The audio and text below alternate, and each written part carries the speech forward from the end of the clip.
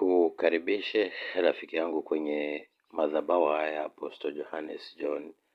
Leo tuna topic ya leo inasema, je, ni mtu unaipenda mbingu na unataka usikose mbingu?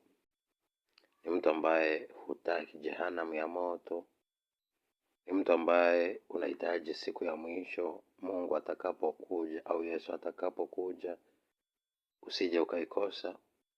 Au hata kama ukiondoka basi hautaki kuja kwenda jehanamu na unahitaji uingie kwenye ufalme wa Mungu? Haya ni maswala ambayo ni lazima tujiulize kila siku ya Mungu. Kumbuka, safari ya maisha ya mwanadamu hapa duniani ni safari ambayo hajui ni lini ataondoka. Kumbuka, ufalme wa Mungu uko ndani yetu na muda wote tunaweza kuondoka. Nataka nikuulize, je, unaishi kila siku kama siku yako ya mwisho hapa duniani? Kwa sababu sisi ni wanadamu ambao tumeumbwa na hatujui siku wala saa. Kwa hiyo leo unaweza kuwa nje ya mapenzi ya Mungu, alafu siku hiyo iwe siku yako ya mwisho. Utafanyaje rafiki yangu? Leo anza kujiuliza maswali. Kama Mungu akitokea leo, je, umejiandaa?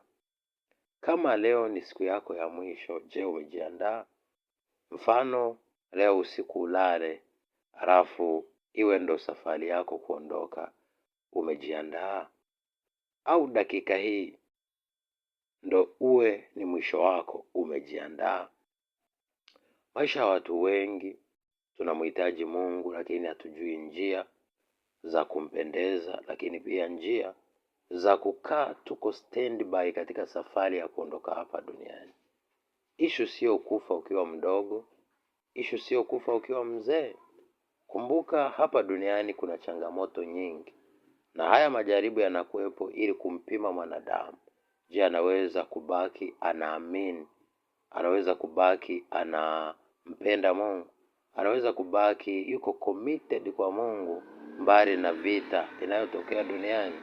Kwa sababu hapa duniani utapitia vita nyingi, na mwisho wa maisha yako hapa duniani sana sana ni kuagana na majanga ya hapa duniani, vikwazo vya hapa duniani, changamoto za hapa duniani.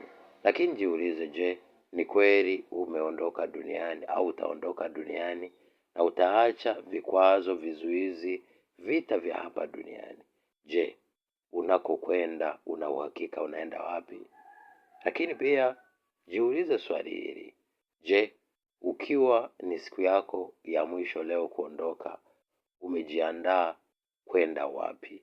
Lakini je, unaweza kuendelea kuishi hapa duniani hata baada ya kuondoka?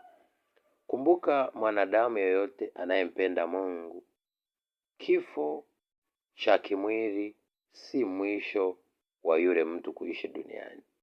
Mtu akiwa ni wa Mungu na Mungu anampenda, ina maana kifo cha yule mtu unakuwa ni mwanzo wa safari ya yule mtu kuanza huduma.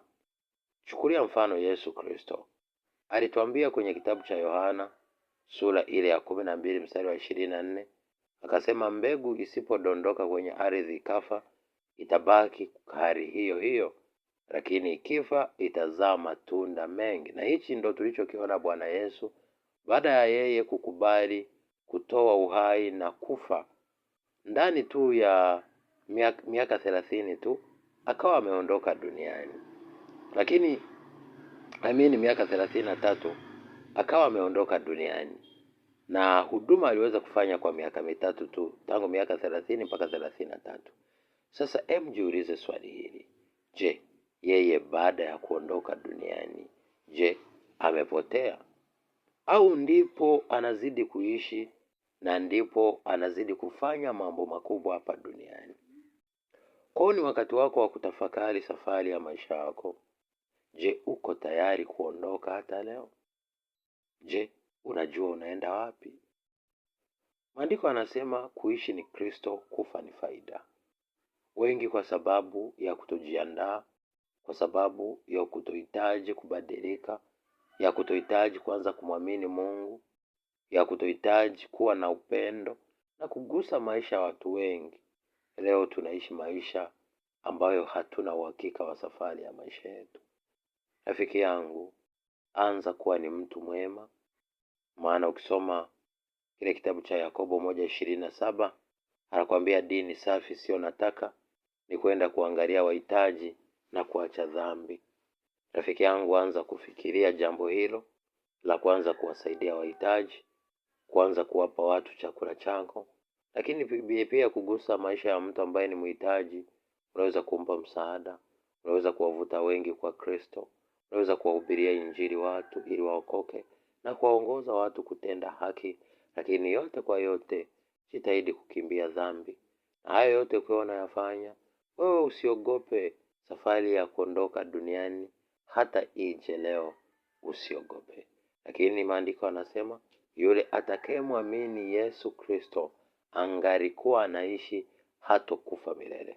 Kutokufa milele, unaweza huu mwili wa kibinadamu uondoke, lakini legacy yako iishi na ibaki mpaka milele.